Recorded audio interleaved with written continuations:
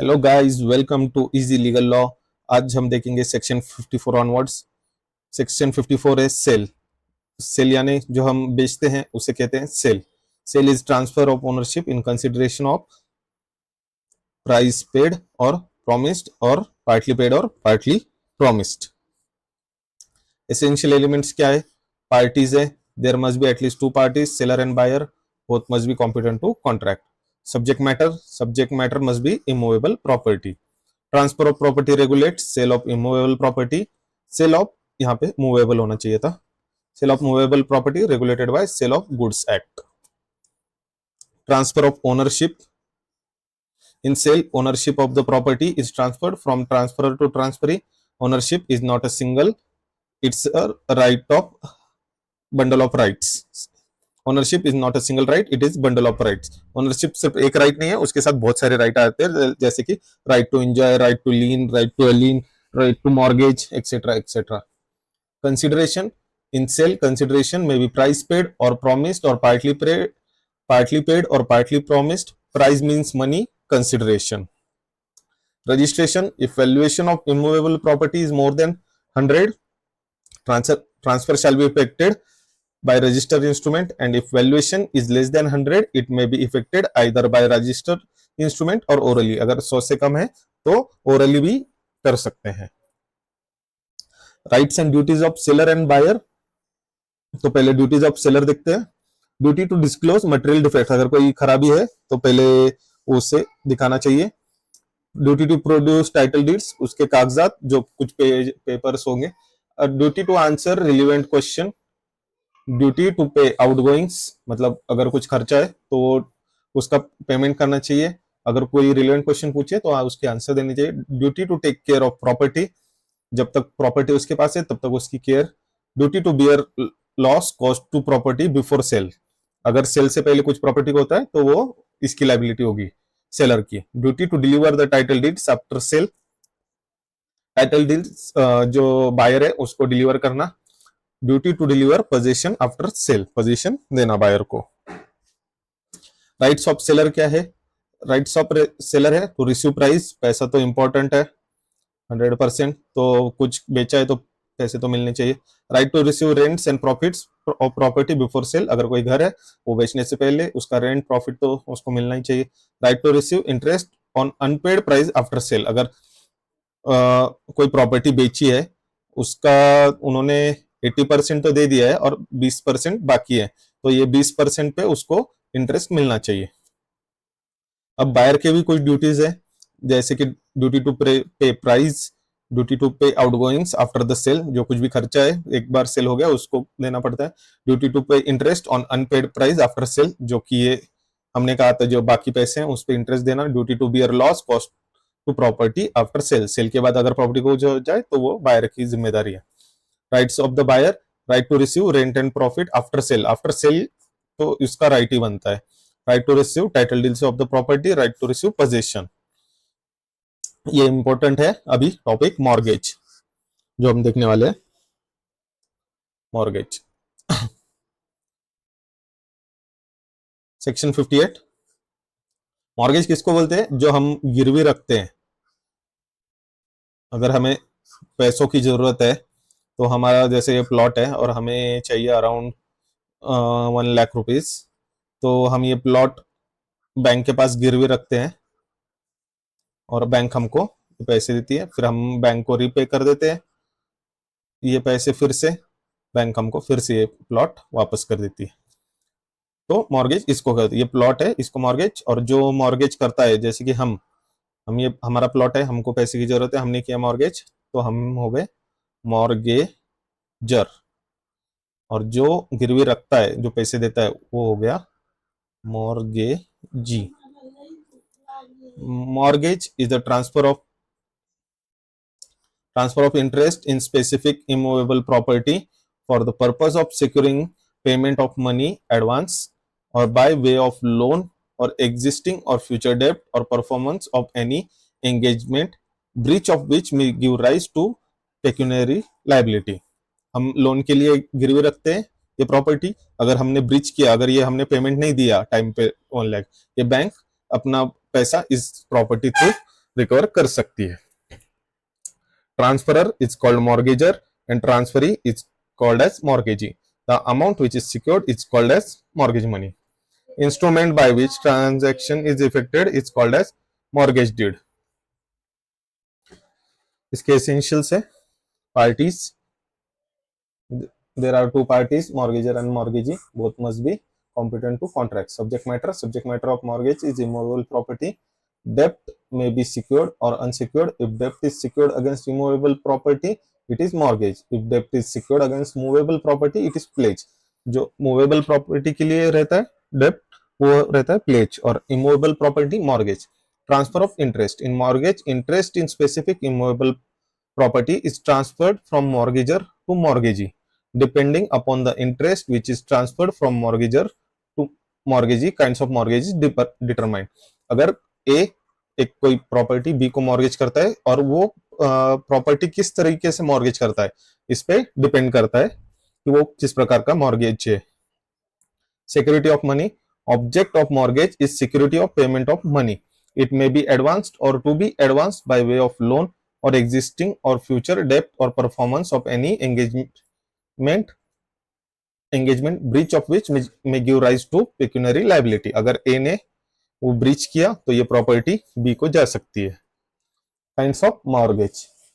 Simple mortgage, where without delivery the possession of mortgage property, mortgager bind himself personally to pay mortgage money, and in case of default, mortgage shall have right to cause mortgage property to be sold. It is called as simple mortgage. A है, A की ये property है, खेती है, और ये B है।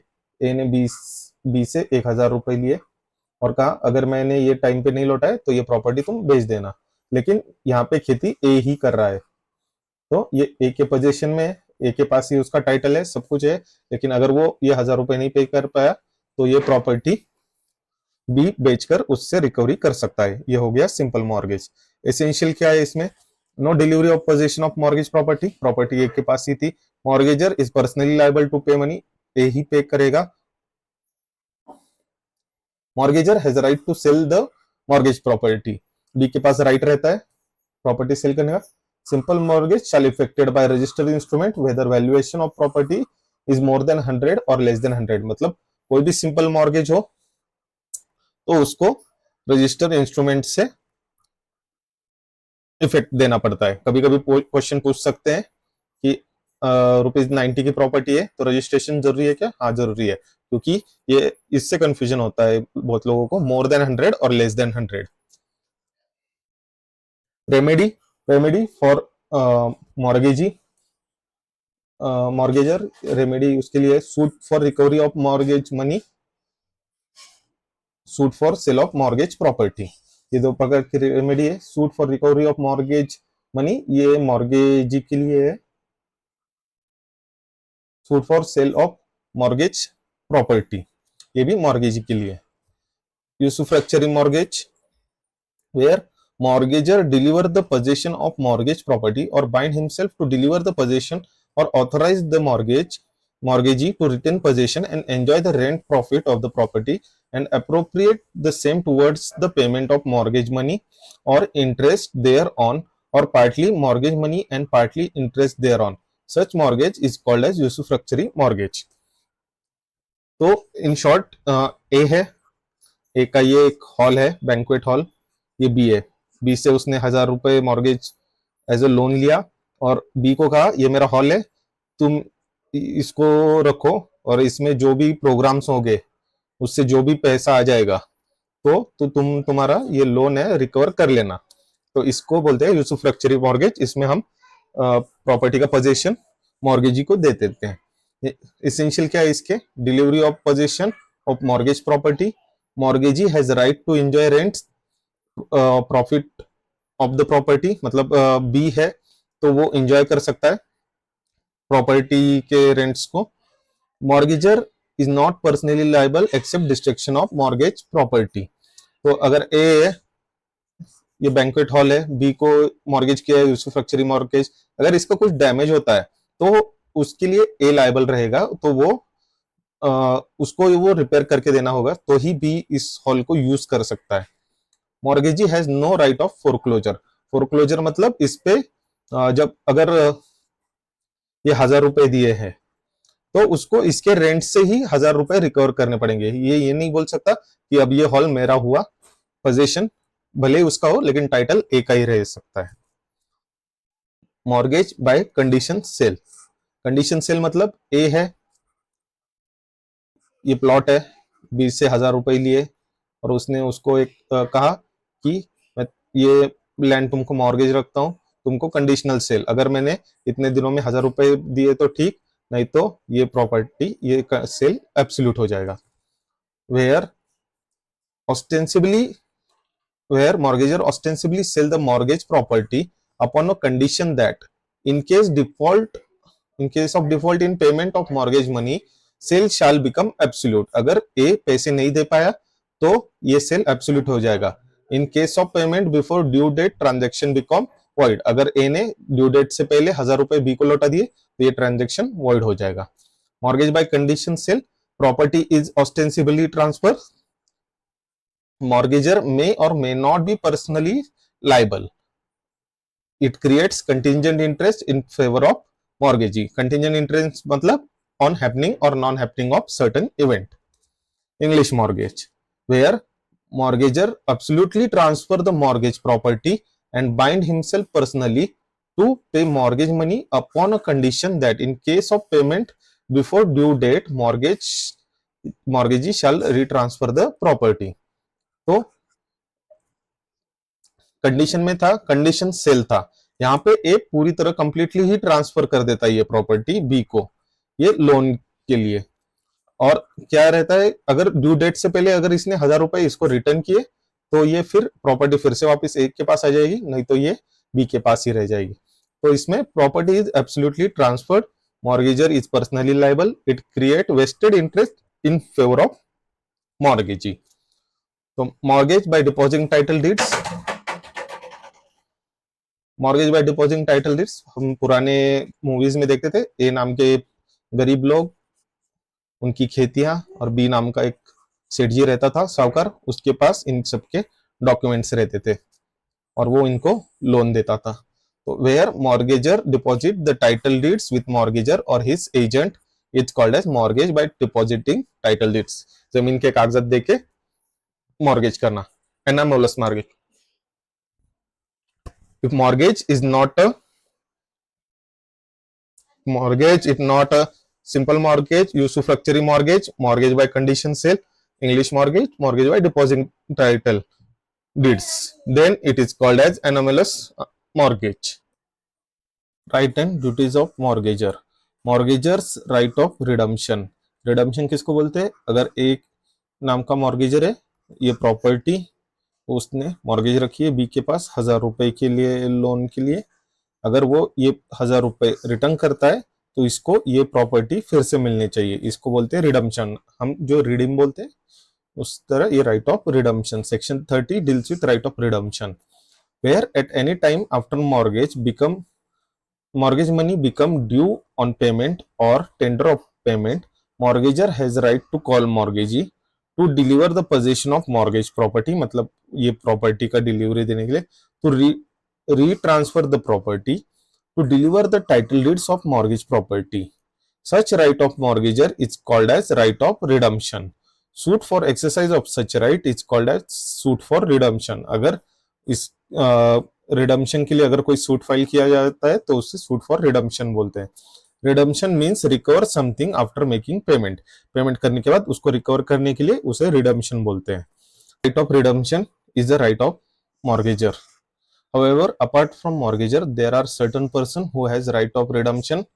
Section 91 of Act provides that apart from mortgager who may redeem, मतलब ए है mortgager, ये प्रॉपर्टी है, ये बी है mortgagee, बी ने इसको 1,000 रुपए दिए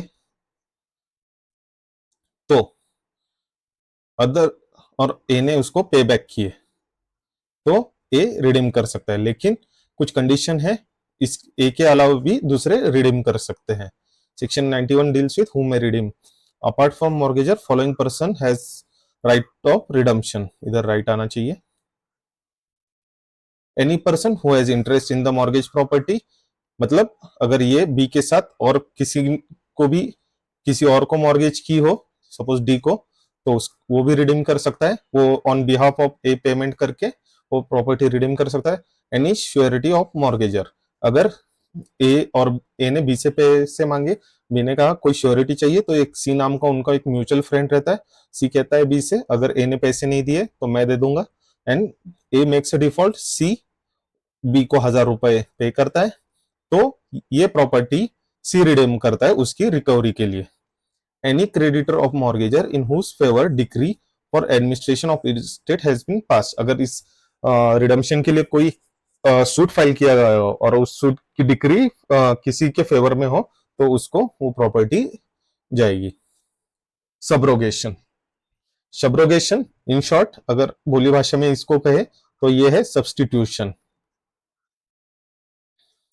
Section 92 deals with subrogation, where any person under Section 91 redeem the mortgagee on redemption, he acquire all rights of mortgagee whose mortgage he has redeemed, which he had against the mortgagor। तो इसको आसान तरीके में बताते हैं।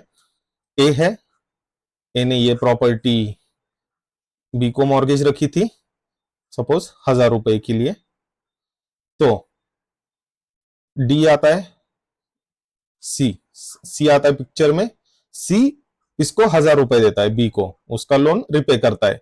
अब ये property इसके पास मॉर्गेज हो जाती है। अब ये मॉर्गेजी हो गया और ए मॉर्गेजर, अब ए सी को पे करेगा ना कि बी को। तो सबरोगेशन का मतलब सिर्फ अगर कोई पेमेंट कर दे मॉर्गेजी का तो उसे कहते हैं where any person under section 91 redeem the mortgagee on redemption, he acquire all rights of mortgage whose mortgage he has redeemed which he had against the mortgager। Next section है section 93 prohibition of tacking. तो tacking इसको आसान भाषा में देखते हैं। where any person redeem where any person redeem the prior mortgage with or without notice of intermediate mortgagee on redemption, he thereby does not acquire any priority in respect of his original claim in or over claim of intermediate mortgage except section 79। अब ये देखते हैं prohibition of tacking क्या है easy language में। Suppose ये x नाम का एक बंदा है, ये ए नाम के इंसान से 1000 रुपए लोन लेता है और एक प्रॉपर्टी मॉर्गेज करता है, फिर वो बी नाम के इंसान से 2000 रुपए लोन लेता है, फिर से वो ए से मतलब थर्ड ट्रांजैक्शन में ए से 3000 रुपए लेता है एज ए लोन मॉर्गेज करके। तो यहां पे ए की टोटल कितनी हुई 4000 और बी की 2000। अगर उसने कोई प्रॉपर्टी मॉर्गेज में रखी है और अगर रिकवरी करना होगा तो सीक्वेंस रहेगी कि पहले ए के 1000 रुपए, फिर बी के 2000 और फिर बाद में जो कुछ भी बचेगा उसमें फिर से ए के 3000 रिकवर होंगे, ना कि पहले पूरे के पूरे ए के 4000 रिकवर नहीं हो सकते। इसी को हमने कहा है प्रोहिबिशन ऑफ टैकिंग। ये दोनों की एडिशन नहीं हो सकती, सीक्वेंस जो है जो पहले ए के 1000 रिकवर होंगे, फिर बी के 2000, फिर फिर थर्ड ट्रांजैक्शन से रिकवर होंगे, इसको बोलते हैं prohibition of tacking. Next concept है section 48 doctrine of priority. Section 48 doctrine of priority, where any person creates right in over immovable property at a different times in favor of different person, and if all such right cannot be exercised together, each latter created right is subject to prior right। तो easy language में हम कहेंगे इसे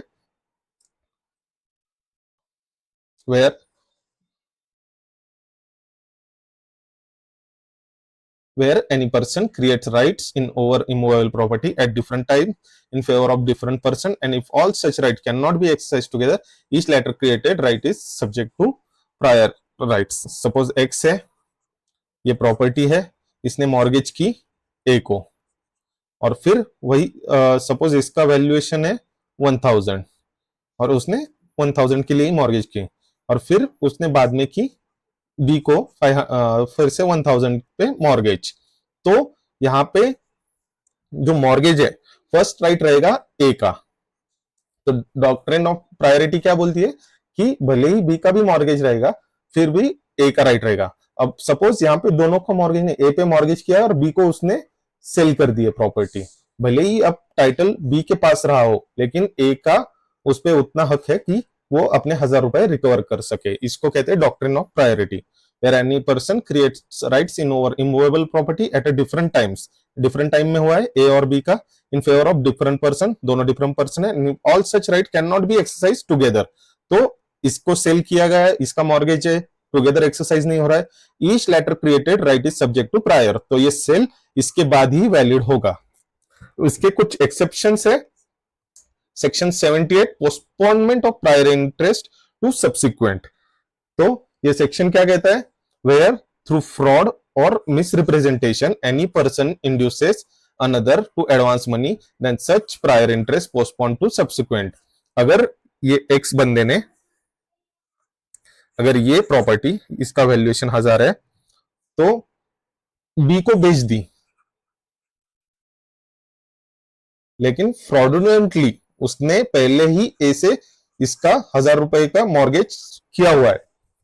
fraudulently मतलब इसके बारे में B को बताया नहीं जानबूझ के, ताकि ये एक्स और ए दोनों मिले हुए हैं और उन्होंने इसका मॉर्गेज किया और बी को सेल किया। अब according to doctrine of priority क्या रहेगा, पहले ए का राइट रहेगा, लेकिन अगर ये फ्रॉडुलेंटली और मिसरिप्रेजेंटेशन है इसलिए यहाँ पे बी का ही राइट सस्टेन करेगा।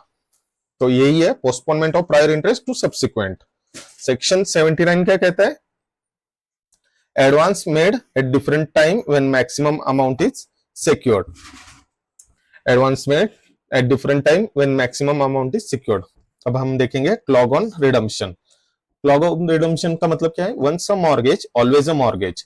Any stipulation restricting mortgagor's right of redemption is called as clause on redemption. Clause on redemption is void. Stipulation मतलब कंडीशन। अगर कोई कंडीशन, अगर मॉर्गेजी कोई कंडीशन ऐसी डालता है जिससे ये रिडम्पशन ना हो पाए, ए है, ए ने ये प्रॉपर्टी मॉर्गेज की है, बी मॉर्गेजी है, तो इसने ऐसी स्टिपुलेशन मतलब कंडीशन डाली जिससे वो रिडम प्रॉपर्टी फिर से ए के पास ना जाए, तो इसे कहते हैं clog on redemption. Condition, a stipulation is a clog on redemption if it fulfil following condition. Condition must be imposed by mortgagee यानी कि बी ने, and not by any other person. Condition must be incorporated in mortgage deed itself, mortgage deed में होनी चाहिए। Condition must be restricting absolutely mortgagor's right of redemption और unreasonably postpone mortgagor's right of redemption. अगर deed में ऐसे लिखा है कि वो राइट पोस्टपोन हो चुका है, मतलब अगर बी जानबूझ के इसको पोस्टपोन कर रहा है इसकी प्रॉपर्टी देने के लिए, तो फिर भी ये क्लॉग ऑन रिडम्पशन है। Such stipulation must be in unreasonable और आर्बिट्री। ये कंडीशन अनरीजनेबल और आर्बिट्री होना चाहिए। तो मॉर्गेजर के कुछ और राइट्स है जब वो अपनी प्रॉपर्टी मॉर्गेज करता है। Right of inspection and production of title deeds, मतलब वो अपनी प्रॉपर्टी इंस्पेक्ट भी कर सकता है और टाइटल डीड्स देख सकता है।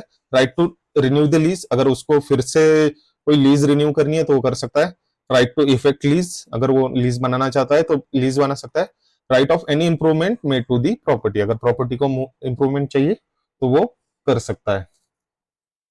लाइबिलिटीज और duties of mortgagor, liability to guarantee his title in mortgage property. अगर ए ये प्रॉपर्टी बी को मॉर्गेज करता है तो उसको गारंटी देनी पड़ेगी कि ये टाइटल इस प्रॉपर्टी पे उसका ही टाइटल है। Liability to defend his title, liability to pay outgoing subject to contract to contrary, liability to discharge prior encumbrance. Encumbrance मतलब पहले अगर कुछ इसका लेन देन है, कुछ टैक्सेस, कुछ कुछ भी जो बाकी है इस प्रॉपर्टी से रिलेटेड, तो उसकी लाइबिलिटी है मॉर्गेजर की कि वो पे कर दे, ना कि मॉर्गेजी पे करेगा, ना कि बी करेगा, ए खुद पे करे। Liability not to cause damage to mortgage property, तो ये मॉर्गेज प्रॉपर्टी को कुछ डैमेज ना करे। Rights and duties of mortgagee, section 67 to 77।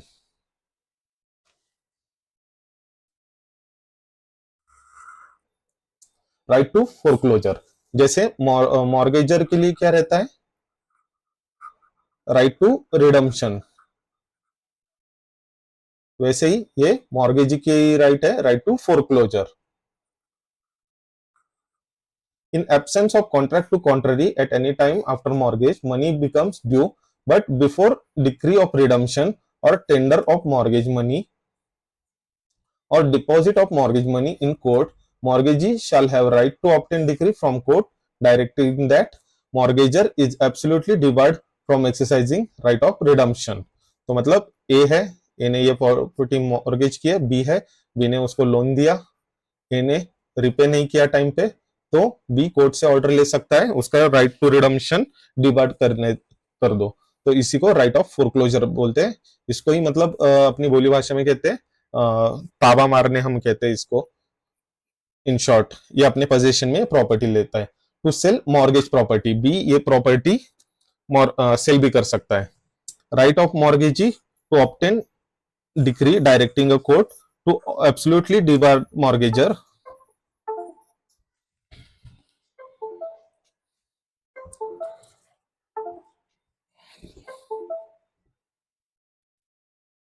right of mortgagee to obtain decree directing court to absolutely debar mortgager from exercising right of redemption is called as mortgagee right of foreclosure, and suit for exercise of such right is called suit for foreclosure। अगर suit कोई file किया गया हो तो वो suit for foreclosure कहा जाता है।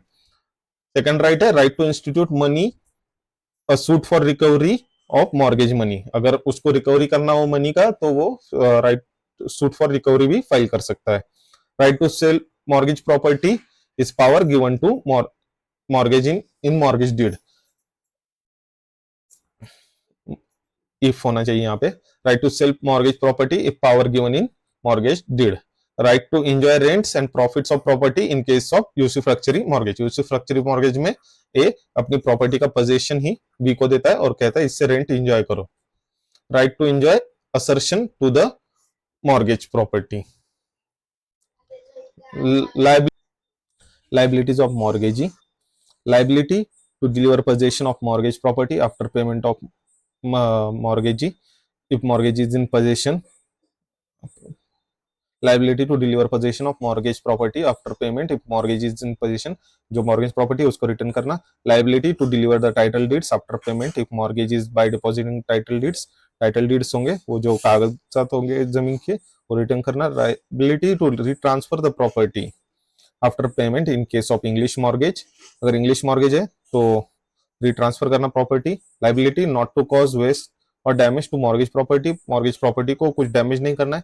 Liability to use property with due diligence, liability to pay outgoing subject contract to contract. आज हमने बहुत सारे टॉपिक्स देखे, अब रिमेनिंग थोड़े ही टॉपिक्स बाकी हैं जो कि हम नेक्स्ट वीडियो में देखेंगे। तब तक के लिए like share and subscribe. Thank you.